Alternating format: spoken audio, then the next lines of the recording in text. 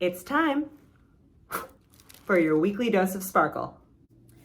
So today I want to talk to you about one of the great free resources there is for PR people and small businesses to be in the know on what journalists are looking for. So Help a Reporter is a great newsletter. It comes out 3 times a day. It's a free resource and journalists use it to put out inquiries for the stories that they're working on. So they will post, it's all done anonymously through email. So the journalist might post who they are and who they're writing for, but they don't usually post their email addresses. So the first biggest tip that I will give you about Help a Reporter is you have to reach the journalist before their deadline. Otherwise, the email link that Help a Reporter uses actually expires. So that's number one. But number two, even more important than getting to them before the deadline, is getting to them first, especially if you're going to offer an expert pitch. I've talked to a lot of journalists who tell me when they put out a Help a Reporter inquiry, whatever it's for, their email gets flooded with inquiries, especially if it's a more broad topic.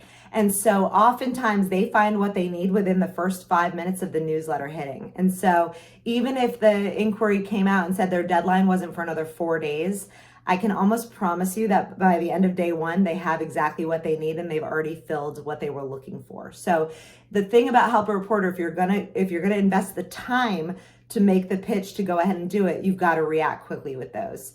On that same note, I mentioned this briefly about how broad some of these inquiries are and how many emails they're getting. I've actually been on the receiving end of that for some years now, almost a decade, maybe longer.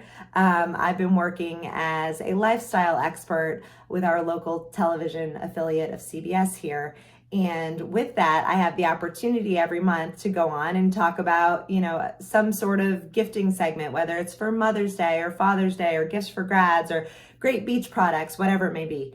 And I've been on the receiving end of some really bad off-topic pitches. And so that's what I want you to kind of think about. I know everybody has their business in mind or their clients in mind when they're pitching these Help a Reporters, but do you really think mom wants antibacterial hand wipes for Mother's Day? Like if I put out an inquiry as the journalist and said, I'm looking for the best, newest, hottest Mother's Day gifts, and you send me antibacterial hand wipes. Now, maybe in 2020 that flew and that was okay, you could get by with that, but certainly not in a regular year. And so again, I know that your clients are pushing you or your boss is pushing you to get your business out there, get the product featured in as many gift guides as you can, because we all love to be featured in gift guides, but be sensitive to not pitching the wrong thing to a journalist, because all that's going to do is annoy the journalist and put you on their blacklist. And you don't want that either. So when it comes to pitching Help a Reporter, I like to put myself in the consumer's shoes actually and say, if I was a consumer reading whatever this is,